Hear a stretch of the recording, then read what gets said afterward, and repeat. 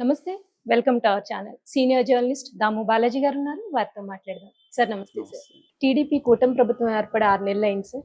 So, ఈ సందర్భంగా జగన్ ఏం చెప్తున్నారంటే, నేను పల్లె నిద్ర చేసి ఈ ప్రభుత్వం మీద వీళ్ళు చేస్తున్న తప్పులేంటి అనేది నేను జనవరి సంక్రాంతి తర్వాత నుండి నేను ఫైట్ చేస్తాను. సో, నేను జనాల్లో ఉంటాను అని చెప్పి తను అనౌన్స్ చేశారు. సో, ఈ ఈ విషయాన్ని టీడీపీ కూటమి ప్రభుత్వం ఎలా తీసుకుంటుంది? జగన్ ఒక ఆహ్, కూటమి ప్రభుత్వం మీద యుద్ధం ప్రకటించాడు. జగన్ శంఖారావం స్థారించాడు. ఇలాంటి వార్తలు వాళ్ళ సోషల్ మీడియా కానీ అవన్నీ రాస్తున్నారు. సో జగన్ కూడా గతంలో లాస్ట్ వీక్ మాట్లాడాడు. నిన్న కూడా శ్రీకాకుళం వాళ్ళ పార్టీ మీటింగ్లో మాట్లాడుతూ, సో నేను ప్రోగ్రామ్ అనౌన్స్ చేస్తున్నాను. సో జనవరి ఫెస్టివల్ అయిన తర్వాత థర్డ్ వీక్ నుంచి కూడా నేను జిల్లాలో తిరుగుతాను. ప్రతి అసెంబ్లీ నియోజకవర్గంలో 2-3 సభలు నిర్వహిస్తాము. దాని తర్వాత నేను 2 రోజుల పాటు అక్కడే పడుకుంటాను, నిద్రపోతాను. సో నిద్ర కూడా చేస్తాను. కాబట్టి నేను ప్రజల్లో ఉంటాను. ఈ ప్రభుత్వం మీద పోరాడాల్సిన సమయం ఆసన్నమైంది. ఇప్పుడు మనం ధైర్యంగా ప్రజల్లోకి వెళ్ళొచ్చు. ఎందుకంటే 6 నెలల్లో సూపర్ 6 లేదు, సూపర్ 7 లేదు. గవర్నమెంట్ ఖర్చు అన్ని రకాలుగా ఫెయిల్ అయింది. ఎడ్యుకేషన్ సెక్టర్ కంప్లీట్గా ఇదైంది. పిల్లలకి ఇస్తామన్న ప్రతి బిడ్డకి ఇస్తామన్న డబ్బులు ఇవ్వలేదు. అట్లాగే రైతులకి ఇస్తామన్న 20,000 ఇవ్వలేదు.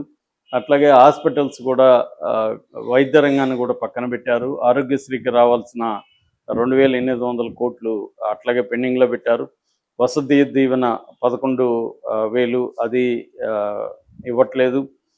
తర్వాత 108, 104 సిబ్బందికి జీతాలు 4 నెలల నుంచి జీతాలు ఇవ్వట్లేదు. ఇట్లా మొత్తం సమస్యల్ని కూడా ఆయన ఏకరువు చేశాడు.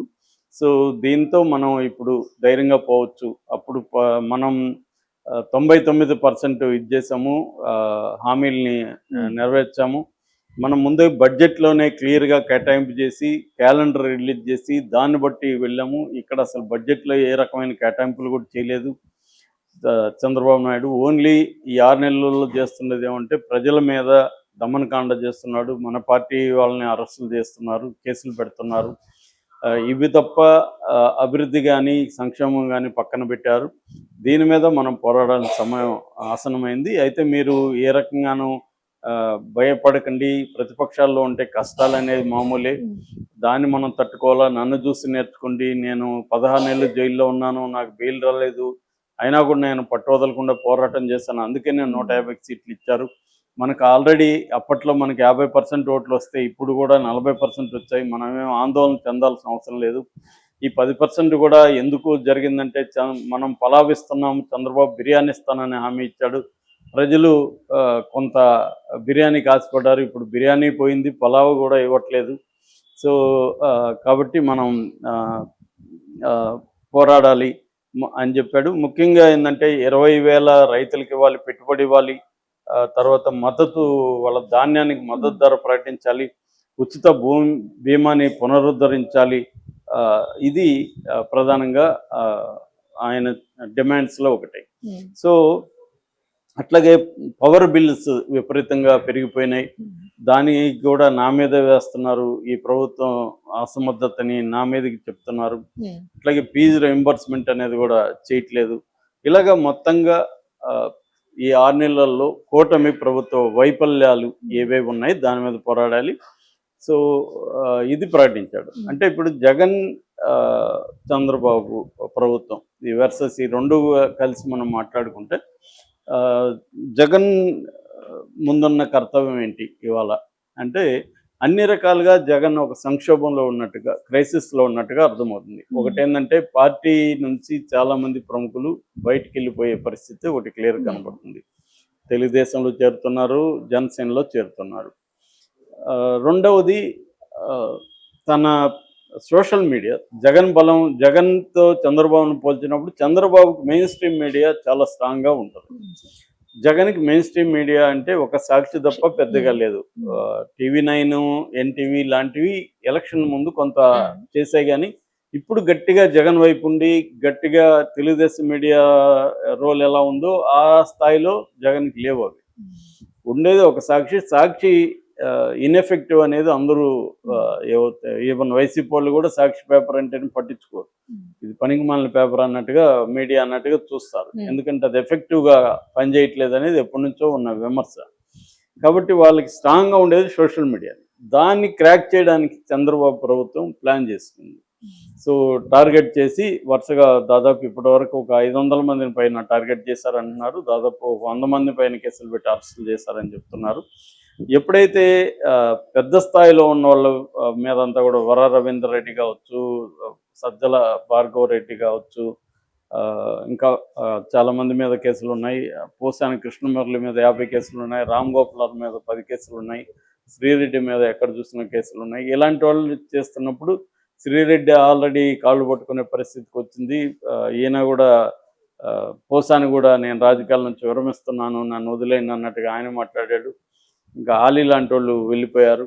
ఇంకా ఆర్జీవీ లాంటి వాళ్ళు పోరాడుతున్నారు. కానీ ఆర్జీవీ ఏమి వైసీపీ ఆయన కాదు, వైసీపీ లాయలిస్ట్ కాదు. రేపు పొద్దున జగన్ క్యాంటీకి సినిమా తీయడానికి కూడా గ్యారంటీ లేదు. ఆయనకి ఏంటంటే ఆయన సర్వైవల్కై ఆయనకి ఎవరు డబ్బులు ఒక 1 yearకి సరిపడి భత్యం ఎవరైనా ఇస్తే వాళ్ళకి నచ్చినట్టు సినిమా తీస్తాడు ఆయన. ఆయన పోయేదేం లేదు. ఎందుకంటే ఆయన సినిమాలు కూడా ఆయన తీయడు, వాళ్ళ అసిస్టెంట్లు ఎవరో తీస్తారు. సో ఈయనకి చక్కగా వాళ్ళకి పబ్లిసిటీ చేసి పెడతాడు కాబట్టి ఈయన డబ్బులు వస్తాయి. అలాగే జగన్ వైపు నుంచి ఫండ్స్ వస్తాయి. ఆయన చేశాడు. ఛానల్ కూడా నిజమనే ఒక ఛానల్ పెట్టాడు. సో ఇవన్నీ జరిగాయి. సో కాబట్టి ఆర్జీవీని మనం లెక్క వేయలేం. ఏదేమైనా వైసీపీ సోషల్ మీడియా అనేది బాగా సంక్షోభంలో ఉంది. అట్లాగే వైసీపీలో స్ట్రాంగ్గా మాట్లాడే నాయకులు చెవిరెడ్డి భాస్కర్ రెడ్డి కావచ్చు, నాయకులే కాకుండా ఫండ్స్ ఆర్గనైజర్స్, కీలకమైన వ్యక్తులు, రకరకాలుగా పార్టీ కీలకమైన వ్యక్తులందరినీ కూడా వీలుంటే వాళ్ళని బయటికి రప్పించాలి, లేదంటే వాళ్ళని నిర్వీర్యం చేయాలి, కేసుల్లోకి ఇరికిచ్చేసేయాలి వాళ్ళని. అలాగే చెవిరెడ్డి భాస్కర్ రెడ్డి మీద కావచ్చు, కొడాలి నాని అంచులు నిన్న 10 మందిని అరెస్ట్ చేశారు. ఈరోజు వల్లభనేని వంశీ బ్యాచ్ని కొంతమందిని అదుపులోకి తీసుకున్నారని ఇందాక వార్త వచ్చింది. అట్లాగే సురేష్ లాంటి వాళ్ళని జైల్లో పెట్టారు, బెయిల్ రాలేదు ఇంకా, నందిగం సురేష్ లాంటి వాళ్ళని. సో ఇలాగా కొంతమంది మీద కేసులు. రెండవది వైసీపీకి పనిచేసిన అధికారులు, వాళ్ళ మీద ఆల్రెడీ సిఐడి కేసులు పెడుతుంది. జత్వాని కేసులో కొంతమందిని కేసులు పెట్టింది.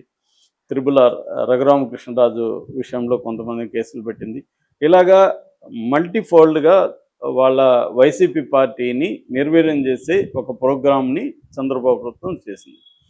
గతంలో జగన్ ఇంతకంటే ఎక్కువే చేశాడు, తెలుగుదేశం వాళ్ళని కూడా చేశాడు. ఇప్పుడు నేను ఇక్కడ మంచి చెడ్డలు మాట్లాడుతున్నాను, ఏం జరుగుతుంది చెప్తున్నా.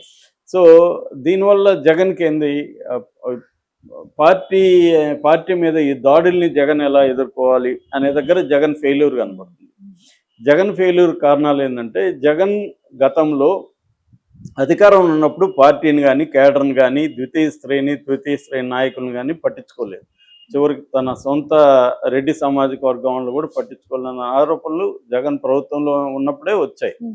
సో తనేమనుకున్నాడు, నేను డబ్బులు వేస్తున్నాను, బటన్ నొక్కి డబ్బులు వేస్తున్నాను, డైరెక్ట్ బెనిఫిషరీకి వేస్తున్నాను కాబట్టి ఆయన లెక్కేసుకున్నాడు, ఒక 4 కోట్ల మందికి నేను రకరకాల పద్ధతిలో మేలు చేస్తున్నాను కాబట్టి నాకు 4 కోట్ల మంది కనీసం 3 కోట్ల మంది ఓట్లు వేస్తారు కాబట్టి 3 కోట్లు వేసినా కూడా నేను అబ్సల్యూట్గా వస్తాను అనేది అతను ఒక విచిత్రమైన ఒక క్యాలిక్యులేషన్ వేసుకున్నాడు. అంటే ఎప్పుడు కూడా లైఫ్లో అలాగే ఉండదు, నేను నీకు డబ్బులు ఇస్తే నువ్వు నాకు కృతజ్ఞతతో ఉండదు. చాలాసార్లు డబ్బులు ఇస్తే ఎనిమిటీ కూడా వస్తుంది మనకి, సో అసూయ ఉంటుంది. రెండోది, వీడికి బాగా డబ్బులు ఉంది కదా, వీడికి ఎగ్గొడితే ఏమనుకోవచ్చు, మామూలుగా పర్సనల్ లైఫ్లోనే అలా ఉంటుంది. ఇంకా ప్రభుత్వంలో ఉన్నప్పుడు నీ బాబు సొత్తు ఇస్తున్నావా, నువ్వు 10 రూపాయలు తింటే నాకు 10 పైసలు ఇస్తున్నావు, ఇలాగా జనాలు కూడా ఎవరికేమి కృతజ్ఞత ఉండదనేది నేనేదో ఊహించి చెప్పడం కాదు. దీని మీద ఆల్రెడీ ప్రీపోల్ సర్వేలో అనేక సర్వేలు రీసెర్చ్ చేసి ఢిల్లీ బేస్డ్ ఇన్స్టిట్యూట్స్ చెప్పిన దాన్ని నేను చెప్తున్నాను. వాళ్ళు సర్వే చేసినప్పుడు కూడా జనాలు ఏం చెప్పారంటే, అవును ఇచ్చాడు, వాడు సొత్తు ఇస్తున్నాడా, జగన్ ఏమన్నా సొంత డబ్బులు ఇస్తున్నాడా అని మాట్లాడేవాళ్ళు బోల్డ్ మంది ఉన్నారు. అంటే జగన్ నుంచి లబ్ధి పొందిన వాళ్ళు కూడా జగన్కి యాంటీగా ఓట్లు వేయడం అనే కల్చర్ కనిపిస్తుంది. అదొకటి. రెండోది వాలంటీర్లు ప్రజలతో దగ్గరగా ఉంటారు. 50 హౌసెస్కి ఒక వాలంటీర్ కాబట్టి 50 హౌసెస్ని వీళ్ళు మ్యానిపులేట్ చేయగలుగుతారు అనేది జగన్ అనుకున్నాడు. సో దీనికి విరుగుడుగా దెబ్బ కొట్టగలిగాడు ఎవరు? చంద్రబాబు. అదేంటంటే వాలంటీర్లకు 10,000 అన్నాడు. వాలంటీర్లు వ్యవస్థ ఆ, జగన్కి యాంటీగా మారిపోయింది. తర్వాత ఆ, ఈ పార్టీ ఆ, ప్రజలకి నేను ఇంకా ఎక్కువ ఇస్తానన్నాడు.